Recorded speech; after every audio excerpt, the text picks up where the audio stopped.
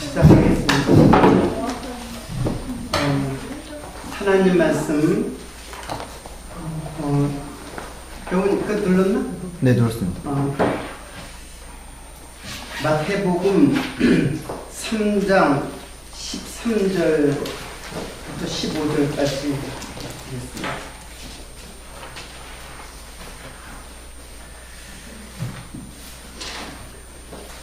마태복음 3장 13절부터 15절까지 제가 봉독해 드리겠습니다. 이때에 예수께서 갈릴리로부터 요단강에 이르러 요한에게 세례를 받으려 하시니 요한이 말려 이르되 내가 당신에게 세례를 받아야 할 터인데 당신이 내게로 오시나이까. 예수께서 대답하여 이르시되 이제 허락하라. 우리가 이와 같이 하여 모든 의를 이루는 것이 합당하니라 하시니 이에 요한이 허락하는지라. 지난 시간에 이어서 그 세례 요한에 대한 그 사건을 오늘 더 살펴보려고 합니다. 사실 요한에 대해서는 몇 시간이 많이 필요하지만은 좀 축약을 해서 오늘 그 요한의 그 세례에 대해서 살펴보고자 합니다. 여러분 세례 요한이 왜 왔어요?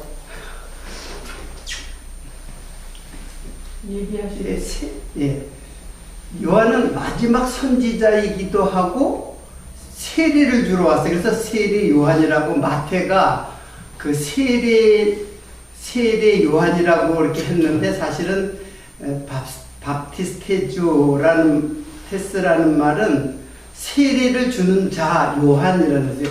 바프티스테스 요하네스 이렇게 그러니까는 세례를 주는 자 요한이에요. 근데 이제 그렇게 길게 붙일 수가 없으니까 세례 요한이라고 이렇게 이제 번역을 한 건데, 그 세례자 요한이죠. 세례자, 제가 이렇게 해서 세례자 요한이라고 썼잖아요. 근데 우리는 그 요한은 몇 사람 있죠?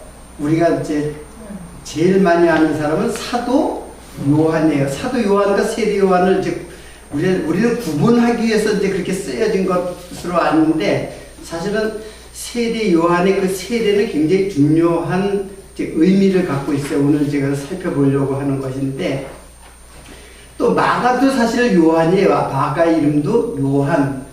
마가는 이제 헬라식 이름이고 요한이란 말이에요. 그러니까 요한이라는 이름은 조금 이제 흔하다고 볼 수도 있죠. 근데 이제 세례 요한이에요. 세례 요한이 오늘 본문 말씀에 보니까는 그 요단강에서 세례 요한이 세례를 베풀고 있어요. 그런데 예수님께서 오시는 거예요. 예수님께서 세례를 받으러 오시는 거예요. 그러니까는 요한이 말려가지고 어떻게 내가 당신한테 세례를 받아야 할 터인데 당신이 내게로 오시나이까, 이런 이야기를 해요. 그러니까는 예수님께서 뭐라고 했냐면 우리가 이와 같이 하여 모든 의를 이루는 것이 합당하니라, 이런 말을 함으로써 요한이 이제 세례를 베푸는 것을 허락을 하게 되죠. 자, 여기서 우리는 세례라는 말이, 바프티조라는 세례라는 말이 도대체 무슨 뜻인가를 이제 알아야 되죠. 자, 세례 요한은 지난주에 제가 설명한 요지는 마지막 선지자로서의 세례 요한이에요. 그래서 마지막 선지자는, 마지막은 무엇의 마지막이냐면 구약의 마지막이고, 그리고 구약을 통틀어서 율법과 선지자로서의 마지막이에요. 그래서 마지막 주자로서, 그러니까 신약을 우리가 이제 복음서를 공부할 때 신약에 4명의 주자가 있다고 그랬죠. 네 명의 주자는 순서대로 하면은 마태, 마가, 누가, 요한의 그 네 사람의 그 예수를 증거하는 자. 그러니까 모두 지금 마지막 선지자 요한, 이 요한은 사실은 어떻게 보면 구약에 속하는 거죠. 어떻게 보면 구약에 속한 자예요. 그런데 신약에 그가 소개되었단 말이에요. 구약에는 요한에 대한 소개가 없어요. 이제 그를 예언하는 말은 있었죠. 오리라 한 엘리야라고 말라기서에 말씀했단 말이에요. 오리라 한 엘리야가 바로 누구다? 이 사람이다. 요한이다. 그러는 거예요. 그리고 이제 세례 요한이 마태복음에 전격적으로 이제 그 소개가 돼요. 근데 뭐로 소개되냐면 사실은 그 새로운 시대, 즉 예수 그리스도의 시대인 신약, 그러니까 예수 그리스도의 복음이죠. 복음의 그 마태, 마가, 누가, 요한까지. 그러니까 이 세례 요한은 마지막 선지자이기도 하고 마지막 선지자에서 끝나는 게 아니라 누구에게 넘겨주는 거예요. 그렇죠? 이게 그래서 지난주에 제가 이 넘겨주는 것에 대해서 그 이야기를 했던 거예요. 그냥 요한에서 끝나는 것이 아니라, 그러니까 구약에서 성경이 끝나는 것이 아니라 신약으로 이어지는 거예요. 그러니까 성경은 66권이 아니라 또 구약과 신약으로 나눠진 것이 아니라 한 권이에요. 한 권으로 이어져 있어요. 오직 요한도 누구를 증거하는 자였어요? 예수 그리스도 증거자고, 마태부터 사도 요한까지도 이 모두가 다 예수를 증거하는 자예요.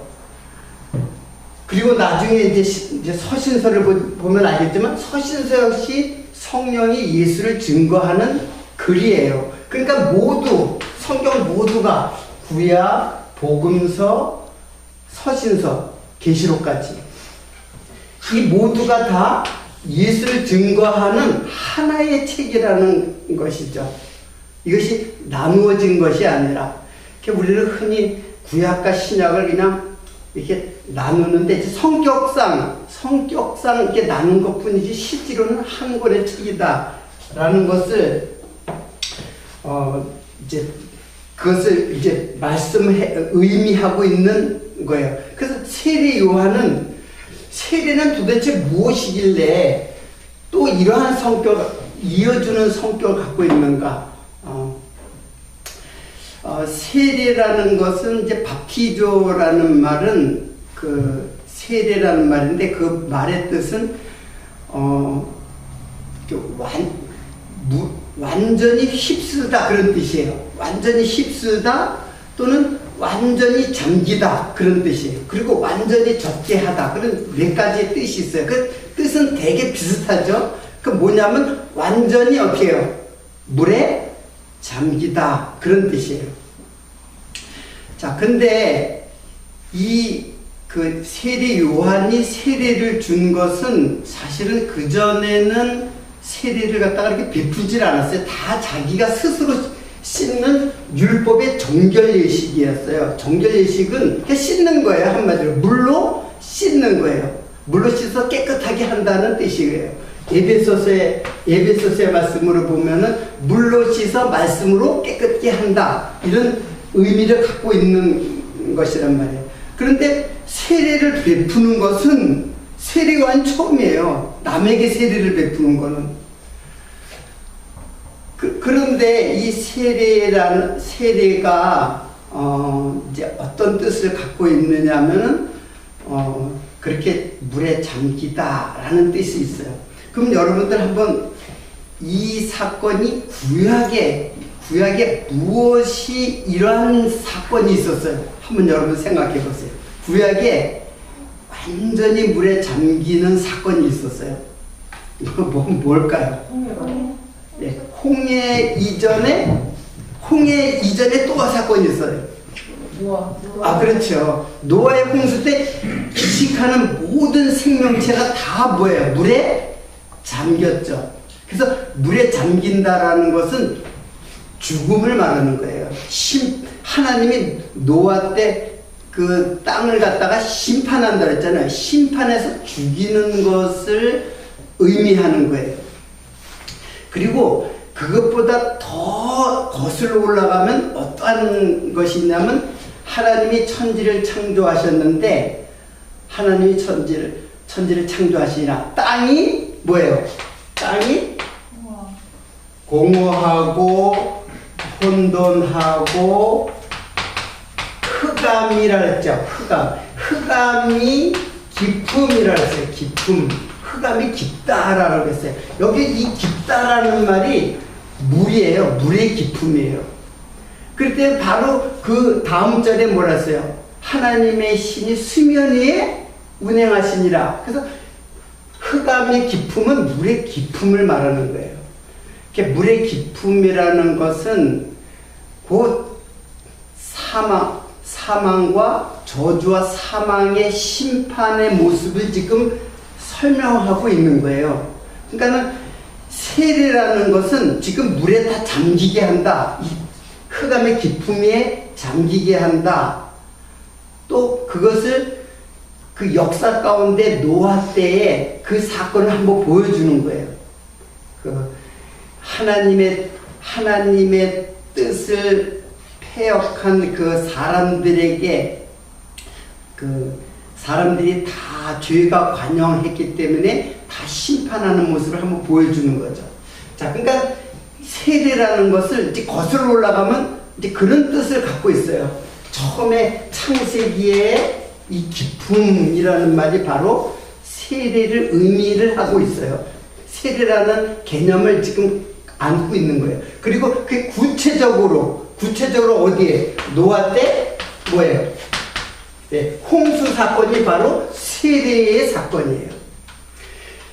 자, 그리고 또 한 가지 아주 뚜렷하게 이제 이것이 세례다라고 하는 사건이 있어요. 그게 뭐예요?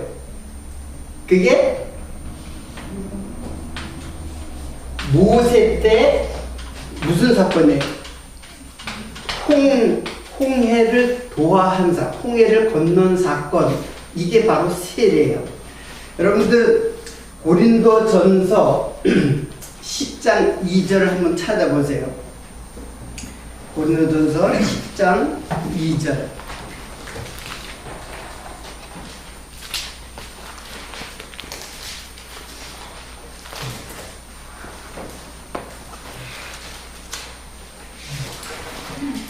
예. 누가 한번 읽어볼래요?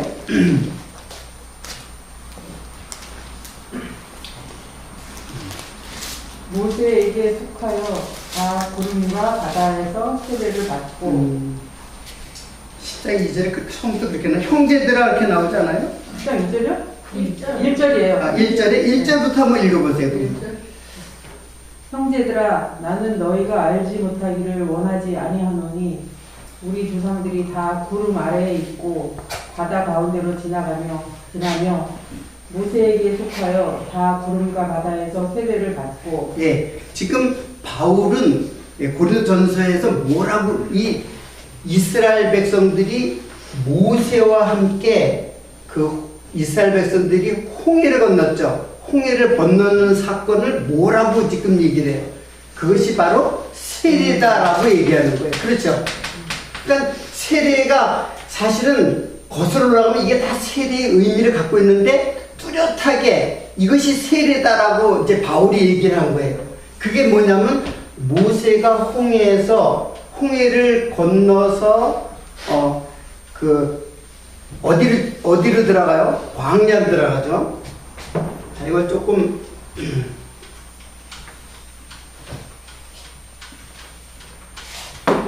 자, 애굽에서 광야로 들어갔죠. 근데 어디를 건너서 홍해를 건너서 광야로 들어가는 거예요. 애굽에서. 그리고 광야에서 또 어디를 건너가지고 무슨 강? 예. 요단 강을 건너서 가나안으로 들어갔죠. 그래서 이 홍해 사건은, 홍해가 이스라엘 백성들이 홍해를 건넌다는 사건은, 이걸 지금 바울이 세례라고 얘기하는 거예요. 그러니까 세례라는 거는 죽는 거를 말해요. 1차적으로는 죽어요. 왜? 뭐가 죽는 거예요? 애굽에서 볼 때 이 죽으로 들어가는 거죠. 홍해로 물속으로 들어간단 말이에요. 물론 이 사람들이 마른 땅으로 여기를 건넜지만은 이거를 세례라고 할 때는 여기서 죽는다는 뜻이에요. 여기서 죽는 것이고, 그리고 이 광야는 뭐예요? 사도행전에 보면은 광야를 뭐라 했어요? 광야를 교회라고 했잖아요. 사도행 7장에 아마 나올 거예요. 광야 교회. 그러니까는 이 홍해 사건은 애굽 즉 세상에서 교회로, 즉 말씀, 교회 이제 광야는 내가 말씀이 있는 곳이라고, 이제 그 히브리 말로는 말씀이라는 뜻이라 했잖아요. 광야가 말씀. 이게 바로 교회예요. 그 신약에서는 바로 교회란 말이에요. 그래서 스데반이 그래서 엘레모스 에클레시아라고 한 거예요. 에클레시아가 교회인데 에레모스 광야가 교회라고 하는 거예요. 그러니까 이스라엘 백성들이 이 광야를 지난 거는 교회예요. 우리 그들의 애굽에서 건너와 가지고 40년 동안 그 광야를 지나는 것은 하나님의 말씀을 인도를 받으면서 광야를 지난 것이에요. 그러니까 홍해라는 것이 이게 바로 세례예요, 한마디로. 자, 세례라는 것은 뭐냐면은, 이 세례는 죽는 거라 했죠. 근데 세례를 누가 먼저 받았을까요? 이거를 이제 여러분들이 알아야 되는데, 마가복음 10장 39절을 한번 여러분들이 보세요. 마가복음 10장 39절, 38절부터 39절.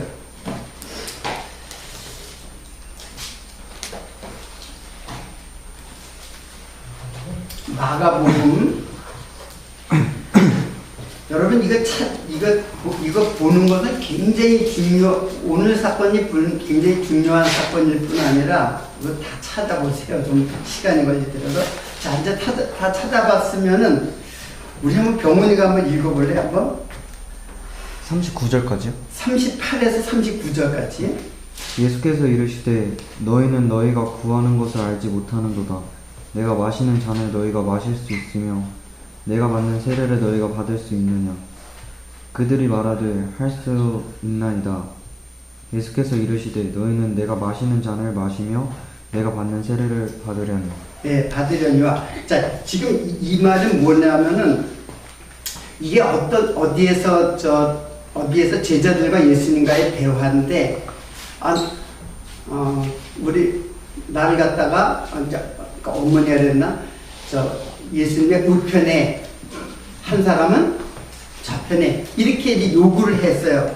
그러니까 예수님께서 하시는 말씀이에요. 뭐라냐면, 야, 너희들이 구하는 것을 알지 못한다. 너희들이 뭘 구하는지 너희들 알지 못한다. 이게 천국을 구하는 거잖아요. 예수님의 나라가 임하시면은 나를 우편에 좌편에 서로 이제 그런 이야기를 하잖아요. 그 구하는 것을 알지 못한다. 천국이라는 것을 너희가 알지 못한도다. 그러면서 내가 마시려는 잔을 너희가 마실 수 있으며 내가 받는 세례를 너희가 받을 수 있느냐. 자, 내가 마시는 잔이 뭐예요? 내가 마시는 잔. 예수님 마시는 잔이 뭐예요? 뻔하잖아요. 예? 예수님 마시는 잔. 자, 예수님이 이 잔을 내게서 지나가게 하옵소서. 무슨 잔이에요? 이거 예수님의 잔. 네? 어려워요? 네. 십자가잖아요.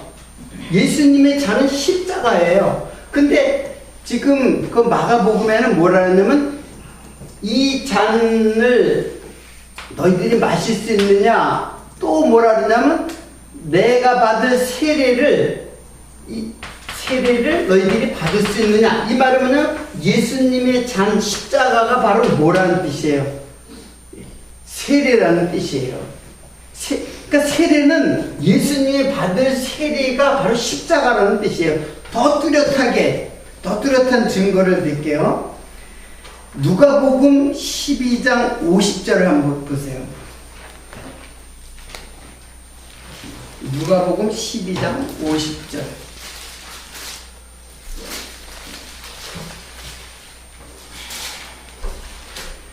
네, 제가 읽을게요. 빨리빨리 찾을 줄 알아야지. 성경 공부는 빨리빨리 찾을 줄 알아야 돼. 자, 예수님이 하시는 말씀인데, 나의 받을 세례가 있으니 그 이루기까지 나의 답답함이 어떠하겠느냐 그랬죠. 자, 나의 받을 세례. 지금 세례를 누가 받느냐 하면은 예수님이 받는 거예요. 예수님이 받는데 그 세례가 어떤 거냐? 세례 받는 게 뭐예요? 그게 바로 나의 받을 세례가 있으니 그 이루기까지 나의 답답함이 어떠하겠느냐? 무슨 세례를 말하는 거예요? 바로 십자가에 죽으시는 이 사건을 지금 예수님께서는 세례라고 하는 거예요. 그러면 여러분들 세례가 무엇인 줄 알겠죠? 세례는 바로 심판이에요, 심판.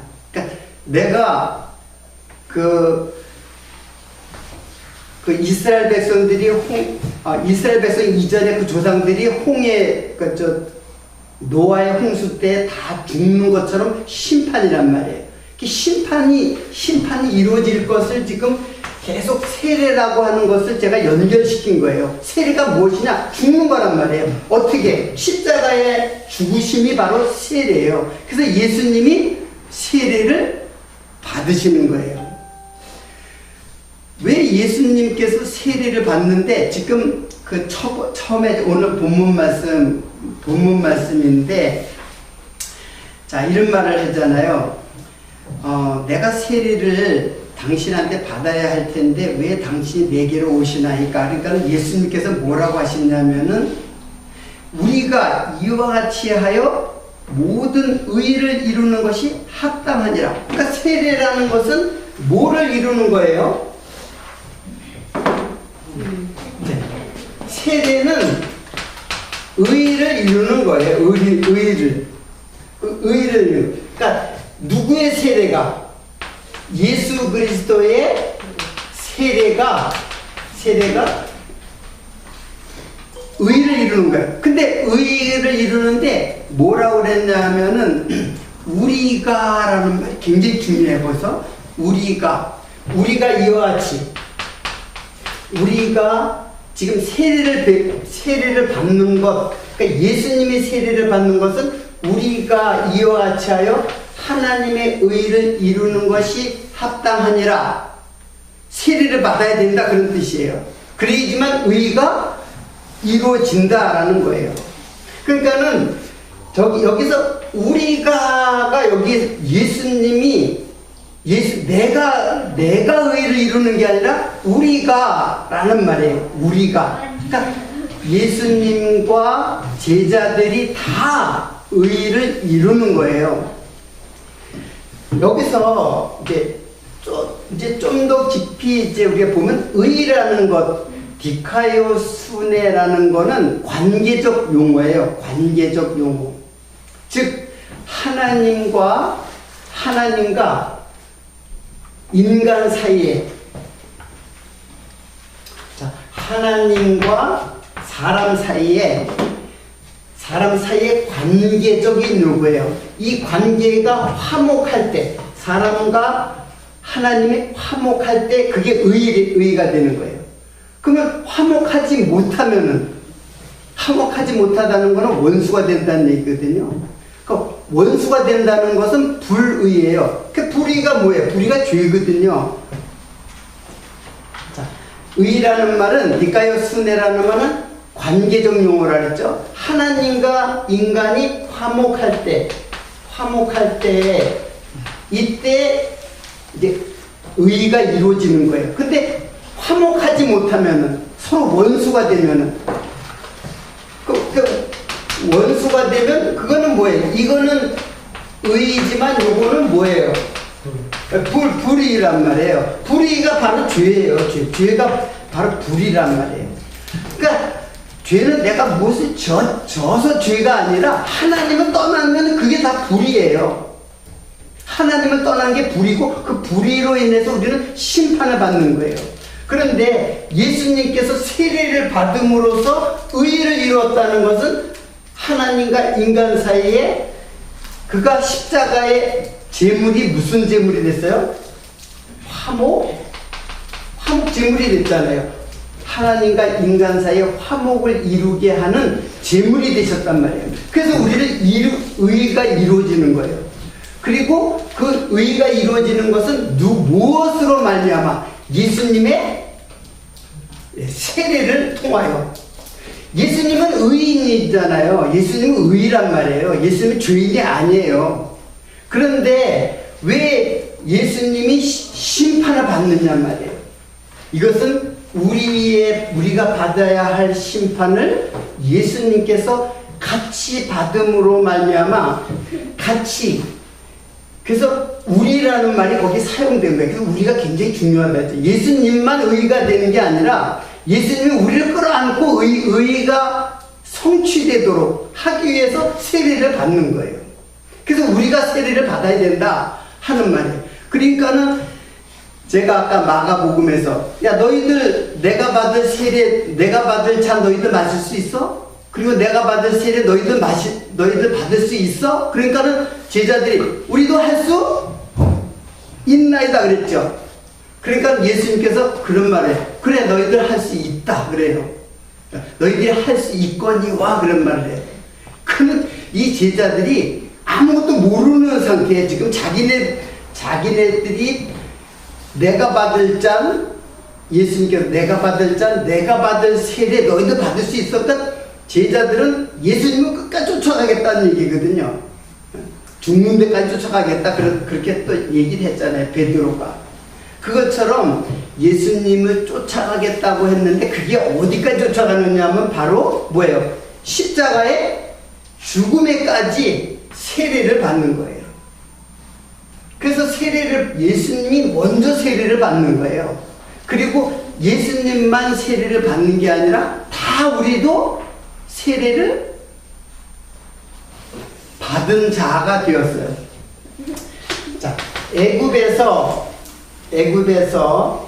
광야로 들어가는 이 세례 사건은 이거는 바로 세례는 바로 중생을 의미해요. 중생.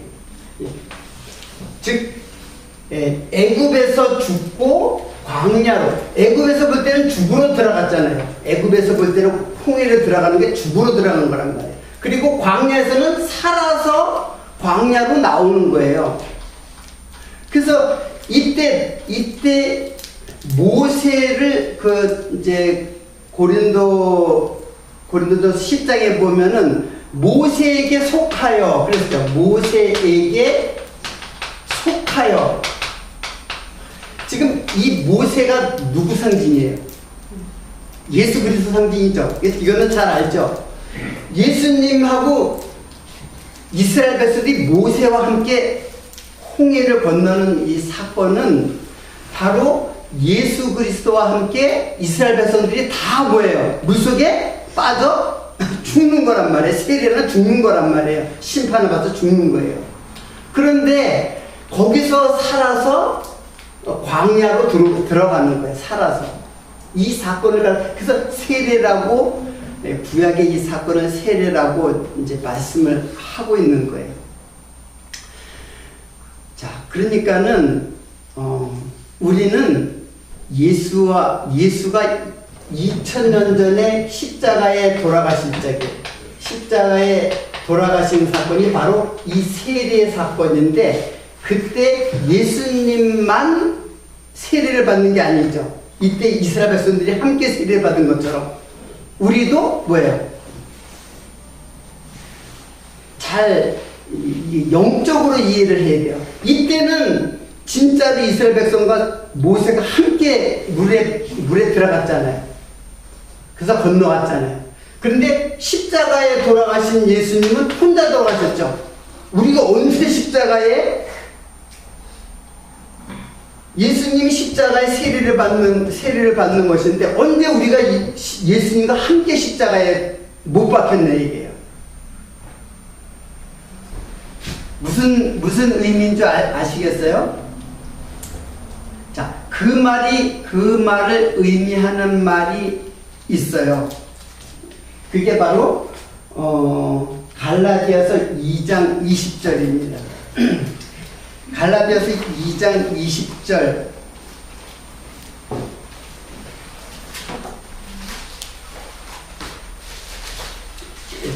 오늘 이게 정리가 안 되네. 칠판이 정리가 안 되는데, 자, 갈라디아서 2장 20절.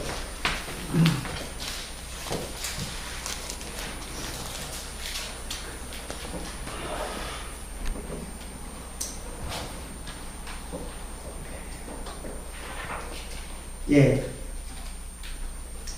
제가 읽어드릴게요.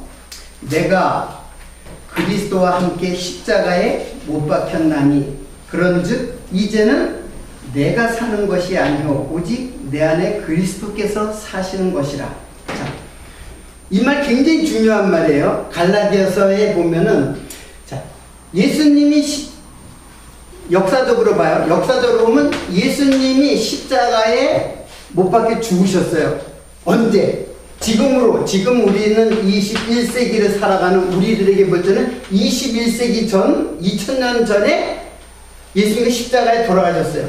근데 뭐라 그러냐면 바울은 내가 그리스도와 함께 십자가에 못 박혔나니 그런즉 이제는 내가 사는 것이 아니라 내 안에 그리스도께서 사시는 것이다. 뭐예요 이게? 예수님이 예수 그리스도의 십자가에 죽으신 것은 누가 죽은 거예요? 예수님은 물론 죽을 뿐 아니라 누가 죽었어요? 네. 그렇죠. 지금 바울이 얘기했지만 바울은 성도를 대표하는 거니까는 누구예요 여기에? 예? 나도. 그렇죠. 우리가 라는 말이 그런 뜻이에요. 아까 마태복음에 우리가 이와 같이 하랬잖아요. 그러니까 예수님이 십자가에 돌아가시는 것은 예수님만 돌아가시는 게 아니에요. 누가 죽는 거예요? 그리스도 안에 있는 나도 함께 죽는 거예요.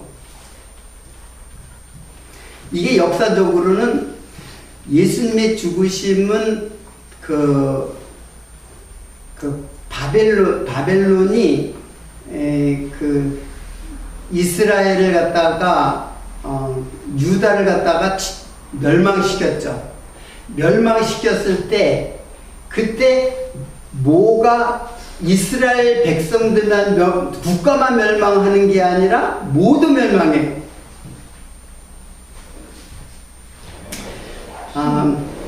여러분들 감이 아직 조금 제가 비약적으로 얘기해서 여러분이 이해를 못하는 것 같은데 구약의 성전이 무너지고 재건되는 것은 바로 예수님께서 죽으시고 부활할 것에 대한 모형을 보여주는 거예요. 그 성전은 예수 그리스도예요. 그래서 나중에 성전을 무너뜨려라 했을 적에 그 성전은 바로 뭐예요? 내 육체라고 얘기했죠. 그러니까 구약의 성전이 무너질 때 누가 멸망을 해요?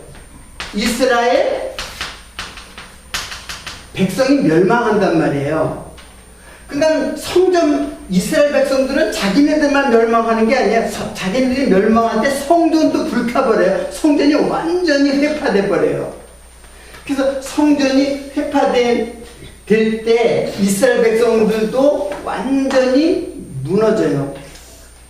그 왕이 누군가? 마지막 왕이 시드기야 왕이잖아요.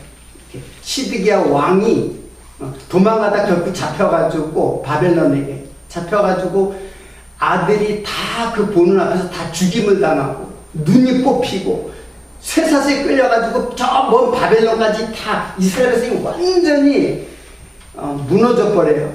그럴 때 성전도 같이 무너진단 말이에요. 이게 뭘 말하냐면 예수님과 이스라엘 백성들은 공동 공명체예요. 같이 죽는 거예요. 같이 죽고 같이 사는 거예요.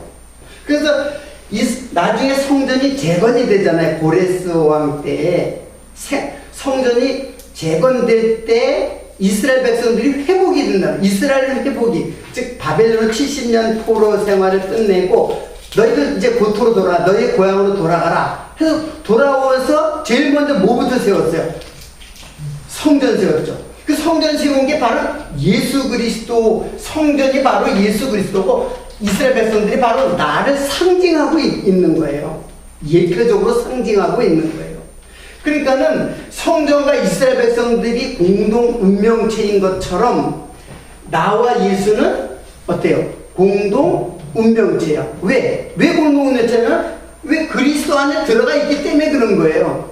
그리스도 안에 들어가 있기 때문에 비록 2000년 전에 역사적으로는 엄청난 시간적 차이가 있지만 2000년 전에 예수님이 죽었을 때 내가 21세기에 이게 성도죠. 성도인 내가 이 사건을 깨닫는 사건이 바로 내가 여기서 함께 죽은 사건이에요. 이걸 깨닫는 자가, 그러니까는 항상 하나님의 이 사건이, 예수 그리스도 십자가의 사건은, 그래서 이 사건은 그냥 구약의 제사가 계속 이루어진 사건들이 단번에 이루어진 사건이에요. 단번에, 한 번에 제사를 지내고 또 지내고 또 지내고 또 지내는 것이 아니라 이 제사는 한 번에 끝나는 제사예요. 그래서 이것을 단번에 드리는 무슨 제사? 영원한 제사라고 하는 거예요. 영원한 제사는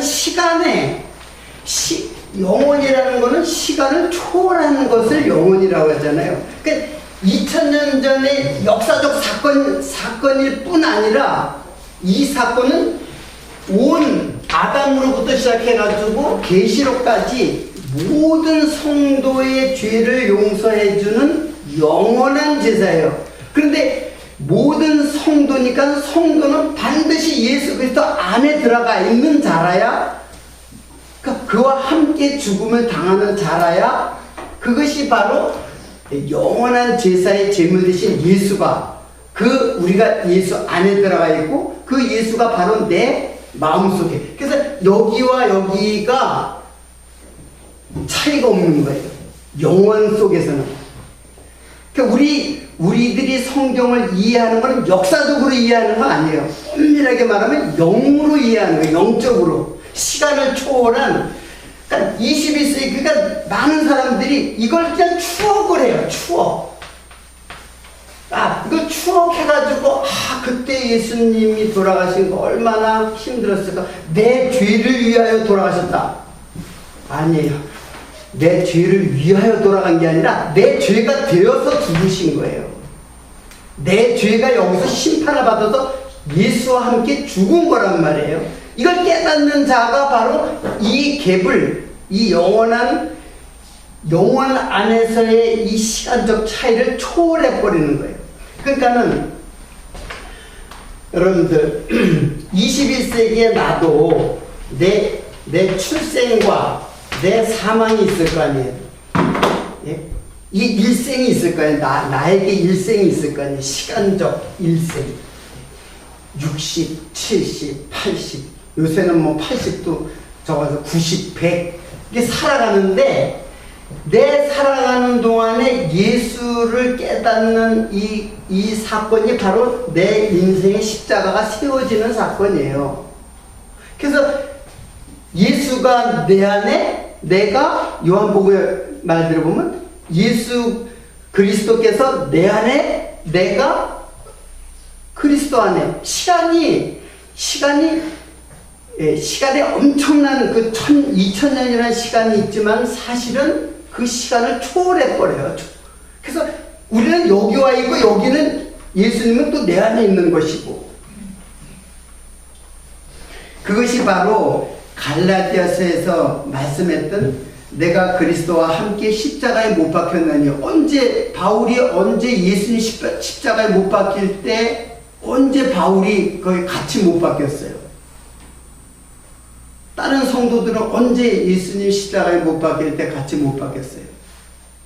우리는 더더군다나. 그러나 이 말씀은 바로 예수 그리스도의 그 십자가의 이 사건이 바로 나의 사건이다라고 하는 거예요. 내 안에서 이루어지는 사건이다라는 거예요. 이것을 그러니까 많은 성도들은 이걸 추억해요. 그럼 추억한다는 거는 뭐예요? 시간의 그 차이를 극복하지 못한 거죠. 무슨 말씀인지 아세요? 이거는 절대로 이 사람은 구원을 받을 수가 없어요. 이거를 객관적으로 바깥에다 놓고 믿으면은 그거는 바른 믿음도 아니고 바른 그리스도에 대한 지식이 아니에요.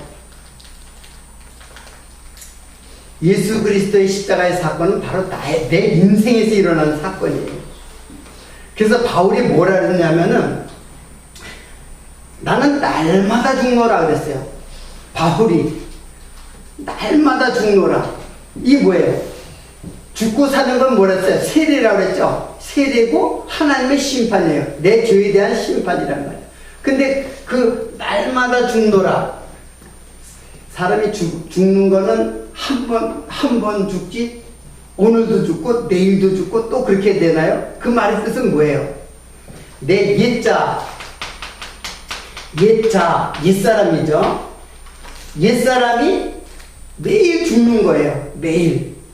십자가가 세워진 이후, 내 마음에 십자가가 세워진 이후, 육체의 생명은 계속 연장이 되는데, 옛사람은 날마다 죽는 거예요. 그리고 옛자는 죽고, 누가 있어요? 옛자가 아닌 새 사람. 옛사람이가 옛사람이라고 이걸 새 사람이라고. 새로운 피조물 나. 이게 나가 아니라 진정한 나는 누구예요? 이게 나죠. 옛사람의 나, 이건 죽는 거란 말이에요. 옛사람의 나는 날마다 죽고 새 사람은 날마다 살아나는 것. 이게 뭐예요? 죽고 살아나는 이게 세례란 말이에요. 그러니까 십자가가 세워진 이후, 즉 중생한 이후, 중생이라는 말은 아까 말한 대로 홍해를 건너는 사건이 중생이에요. 세례를 받았다는 것은 중생을 거듭났다는 얘기예요. 거듭난 사람들은 옛사람은 날마다 죽어가고 새 사람은 날마다 새로워지고 살아나는 모습으로 살아가는 거예요. 그러니까는 성도는 시간 속에 살기 때문에 단번에 죽고 단번에 사는 것이 아니라 이 역사의 과정을 거쳐요. 인생의 역사의 과정을 거치는 거예요. 그래서 실제로는 중생했지만은 여전히 죄를 짓는 나가 있고 아직까지도 옛자가 있기 때문에 죄를 짓는 내가 있고 그리고 날마다 새로워지는 내가 또 있는 거예요. 그러니까는 이 십자가가 세워진 사람은 이게 점점 죽어져가는 삶이고 이것은 점점 뭐예요? 부활해가는 삶이 그게 바로 우리 성도들의 삶이에요. 그러니까 그 바울은 그래서 바울이 아니죠. 마태 복음서에 나타난 거죠. 너희들 나를 따라오려거든 뭐라 했어요? 자기를 뭐하고? 자기를 부인하고 자기 십자가를 지고 나를 쫓을 것이니라 그랬어요. 그러니까 자기 십자가가 뭐예요? 그러니까 예수님의 십자가가 내 십자가가 되어서 내가 죽는 것을 말하는 거예요. 그래서 성도는 날마다 자기를 죽여가는 거야. 이게 내가 스스로 죽을 수도 없어요. 내 자아를 스스로 죽일 수가 없어요. 십자가의 사건이 나를 날마다 죽여가는 삶을 살아가게 되고, 그리고 새 사람은 날마다 부활의 삶을 살아가게 되고, 이게 성도의 살아가는 정체성입니다. 자, 이런 사건이 이제 세례 요한의 그 사건에서 예수님께서 세례를 받아야 할 이유를 말씀하는 거예요. 세례를 내가 받아야 된다. 그 요한은 내가 어떻게 세례를 줍니까? 그랬지만 이렇게 하는 것이 하나님의 의를 이루는 것이다. 그래서 그 예수님의 그 세례, 그래서 요한은 나는 물로 세례를 주거니와 예수님은 뭐라고 했어요? 무엇으로 세례를 너희들이 받는다고 그래요. 자, 많은 것을 배우려고 하다 보니까, 자, 나는 물로 세례를 주거냐. 이거 물은 정결 예식이에요. 이 구약에 속하는 정결 예식으로서의 세례예요. 그런데 예수님께서는 뭐라 했어요?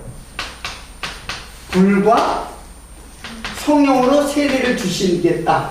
그러니까 불세례는 바로 십자가에 죽으신 그 세례를 너희들도 받고, 이제 성령 세례는 뭐예요? 오순절 성령이 강림하실 때에 받는 세례. 그러니까 불과 세례를 받는 것은 바로 이거는 세례 요한이 준 것이고, 이것은 예수님이 주실 세례라는 얘기예요. 그러니까 여기 불세례가 바로 십자가의 세례예요. 우리가 날마다 죽는 십자가의 세례. 그리고 성령 세례는 뭐예요? 성령으로 우리가 거듭나가지고 성령으로 날마다, 성령이 거듭난 다음에 그냥 끝나는 게 아니에요. 성령이 계속해서 우리를 이끌어 가시는 그 세례, 그 세례를 예수님께서 주신다고 하는 거예요. 그래서 이제 세례 요한이 이제 그 세례를 주심으로써, 그 예수님께 세례를 주심으로써 자기의 모든 역할을 다 끝내요. 다 끝내고, 그리고 헤롯에 의해서 어떻게 돼요? 헤롯에 의해서 어떻게 죽어요? 목이죠. 예, 참수돼서 죽죠. 목이 잘려서 죽죠. 목이 잘려서 죽는 것은 이제 계시록에 보면 목베임을 당한 자를, 이제 성도를 목베임을 당한 자라고 했어요. 그래서 목베임을 당한 자, 그 세례 요한이 목이 베어서 죽는 것은 자기의 목이 이제 떨어져 나가고, 이제 교회에 누구의 목이 그 교회의 머리가 돼요? 예수가 교회의 머리로, 즉 왕으로 타게 하는 왕으로 새로운 그 교회 시대를 열어가는 것입니다. 그래서 이 세례도 역시 뭐예요? 구약의 갖다가 어디로 넘겨주는 거예요? 신약의 예수에게로 넘겨주는 거예요. 그래서 제가 왜 이 마태복음을 통해서 이 세례 요한의 사건을 집중적으로 다루냐 하면은, 바로 구약을 마치고 세례 요한은 예수님에게 넘겨주고 자기는 그냥 못 배워서 이름도 뜻도 없이 그냥 외친 자의 소리가 되어서 죽으시는 거예요. 이 사건이 바로 오늘 세례의 사건입니다. 조금 여러분들이 정리가 좀 덜 돼가지고 이것만 말씀을 하고 마치도록 하겠습니다. 그러니까 이제 애국, 광야, 그리고 가나안. 여기에 홍해 사건이 있죠. 홍해. 이게 홍해가 뭐냐면 바로 이게 세례고 이 세례가 바로 중생이에요. 중생. 그리고 광야 40년을 지나가지고 우리 육체가 결국은 죽게 되죠. 광야의 육체가 죽게 돼요. 그래서 여기가 뭐예요? 여기가 요단강이죠. 요단강을 건너는 것은 육체의 장막을 어떻게 하는 거예요? 이렇게 벗는 거예요. 그래서 요것도 부활이고, 이제 이거에 대한 자세한 설명은 지금은 좀 힘들고 다음에 하겠어요. 요것도 부활이고, 요게 뭐예요? 이게 바로 부활 사건이에요. 그래서 부활이 두 개가 있어요. 계시록에 부활이 두 개가 있다 그랬잖아요.